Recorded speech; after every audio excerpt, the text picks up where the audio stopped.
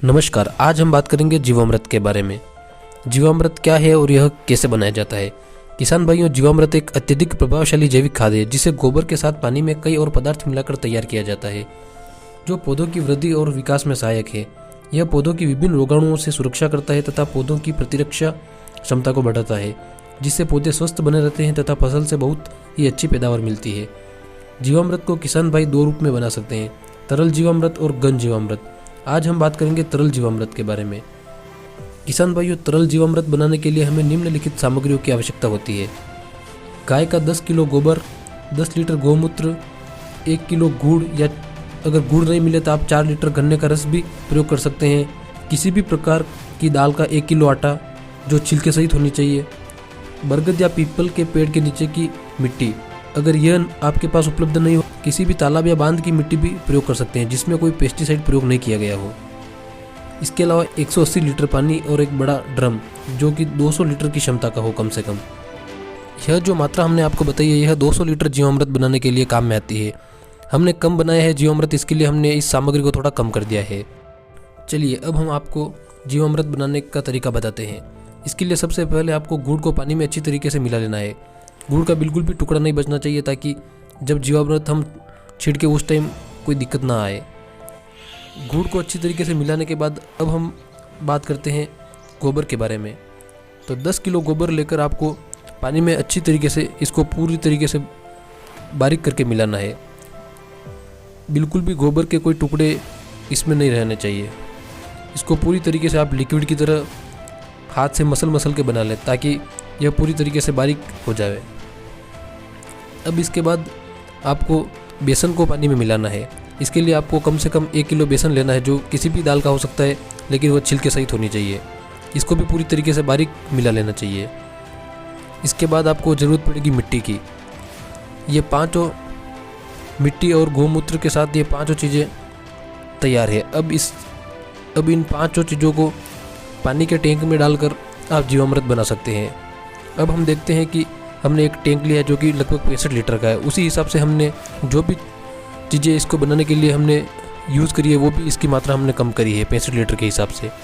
अब इस टैंक में हमने थोड़ा सा पानी पहले से डाल रखा है, क्योंकि इस पानी में वो अच्छी तरीके से मिल जाएंगे। अगर पूरा भरा होगा तो इसको हिलाने में हमें काफ़ी दिक्कत आएगी।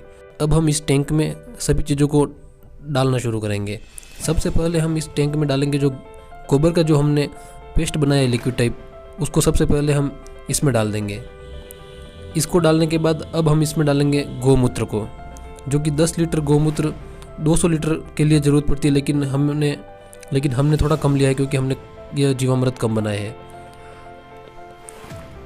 अब इसमें हमने गौमूत्र भी डाल दिया। इसके बाद हम इसमें डालेंगे गुड़ को। जो गुड़ का पानी हमने बनाया है लगभग आधा किलो से भी कम गुड़ लिया है, क्योंकि हमने 65 लीटर जीवामृत ही बनाया है। गुड़ डालने के बाद अब हम इसमें डालेंगे बेसन का घोल। जो बेसन का घोल हमने तैयार किया है वो अब इसमें हम डाल देंगे। बेसन का घोल भी इसमें डालने के बाद आखिर में हम इसमें डालेंगे जो सजीव मिट्टी है, जो कि हमने पीपल के पेड़ के जड़ों के पास से ली है। इस मिट्टी को डालने के बाद इस घोल को हम अच्छी तरीके से मिलाएंगे। इस घोल को आप अच्छी तरीके से हिला दें और फिर धूप से बचा कर रखें। इसके ऊपर आप जो भी ढक्कन हो वो ढक्कन लगा दें, या फिर किसी भी बोरी के टुकड़े या कुछ भी छाया करके इसको ढक दें ताकि धूप सीधी इसके ऊपर ना गिरे। और यह पूरा बनने के बाद इसमें आप बाकी जो पानी बच रहा है वो पानी भी डाल दें और पानी डाल के पूरा इसको भर दें। इसके बाद आपको प्रतिदिन सुबह और शाम दोनों टाइम इसको अच्छी तरीके से हिलाना है। यह जीवामृत खाद लगभग 3 दिन बाद तैयार हो जाएगा।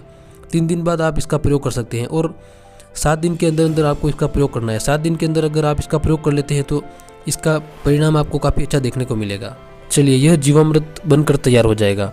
किसान भाइयों, विशेषज्ञ बताते हैं कि देशी गाय के 1 ग्राम गोबर में लगभग 500 करोड़ जीवाणु होते हैं। जब हम जीवामृत बनाने के लिए 200 लीटर पानी में 10 किलो गोबर डालते हैं तो लगभग 50 लाख करोड़ जीवाणु इस पानी में डालते हैं। जीवामृत बनते समय हर 20 मिनट में उनकी संख्या दोगुनी हो जाती है। जीवामृत जब हम 3 दिन तक किण्वन के लिए रखते हैं तो उनकी संख्या अरबों खरबों में हो जाती है। जब हम जीवामृत भूमि में पानी के साथ डालते हैं तब भूमि में यह सूक्ष्म जीव अपने कार्य में लग जाते हैं तथा पौधों को आवश्यक पोषक तत्व उपलब्ध कराते हैं। अब हम बात करें तरल जीवामृत का प्रयोग कैसे किया जाता है। तो किसान भाई इस तरल जीवामृत को कई प्रकार से अपने खेतों में प्रयोग कर सकते हैं। इसके लिए सबसे अच्छा तरीका है फसल में पानी के साथ जीवामृत देना। जिस खेत में आप सिंचाई कर रहे हैं उस खेत के लिए पानी ले जाने वाली नली के ऊपर ड्रम को रखकर वाल की सहायता से जीवामृत पानी में डालें तथा इसकी धार इतनी रखें कि खेत में पानी लगने के साथ ही ड्रम खाली हो जाए। जीवामृत पानी में मिलकर अपने आप फसलों की जड़ों तक पहुंचेगा। इस प्रकार जीवामृत 21 दिनों के अंतराल पर आप फसलों को दे सकते हैं। इसके अलावा खेत की जुताई के समय भी जीवामृत को मिट्टी पर भी छिड़का जा सकता है। किसान भाई इस तरल जीवामृत का फसलों पर छिड़काव भी कर सकते हैं। फलदार पेड़ों के लिए दोपहर 12 बजे के समय पेड़ों की जो छाया पड़ती है उस छाया के बाहर की कक्षा के पास 1 से 1.5 फुट पर चारों तरफ से नाली बनाकर प्रति पेड़ 2 से 5 लीटर जीवामृत महीने में 2 बार पानी के साथ दे सकते हैं। जीवामृत छिड़कते समय भूमि में नमी होनी चाहिए। जीवामृत का प्रयोग किसान भाई गेहूं, मक्का, बाजरा, धान, मूंग, उड़द, कपास, सरसों, मिर्च, टमाटर, बैंगन, प्याज, मूली, गाजर आदि फसलों के साथ ही अन्य सभी प्रकार के फलदार पेड़ों पर दे सकते हैं। इसका कोई नुकसान नहीं है। चलिए आज के वीडियो में बस इतना ही। फिर मिलते हैं ऐसी ही कृषि से जुड़ी जानकारी के साथ। ऐसी ही वीडियोस रोजाना देखने के लिए अभी चैनल को सब्सक्राइब करें। धन्यवाद।